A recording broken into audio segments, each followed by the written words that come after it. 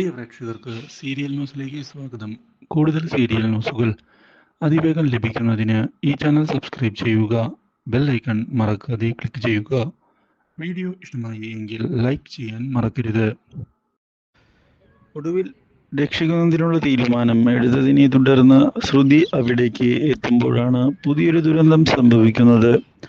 ഇതോടെ രക്ഷപ്പെടുന്നതിന് വേണ്ടിയുള്ള നീക്കങ്ങളുമായി മുന്നിലേക്ക് പോവുകയാണ് ഇപ്പോൾ അശ്വിൻ.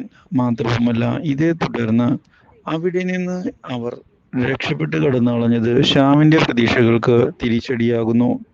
ഇതോടെ ശ്യാം എത്രയും പെട്ടെന്ന് തന്നെ എങ്ങനെയെങ്കിലും കണ്ടെത്തി അവരെ തിരികെ കൊണ്ടുവരണം എന്നുള്ള നിർദ്ദേശം നൽകിയിരിക്കുകയാണ്. തൻ്റെ സഹായികൾക്ക് ഇല്ലെങ്കിൽ കാര്യങ്ങൾ വഷളാകും എന്ന് പറയുകയും ചെയ്യുന്നു. ഈ കാര്യം കേട്ടതിനെ തുടർന്ന് ആകെ പകച്ചു പോയിരിക്കുകയാണ് ഇപ്പോൾ കൂടെയുള്ളവർ. ഇതോടെ അന്വേഷണവുമായി മുന്നിലേക്ക് പോകുന്നു.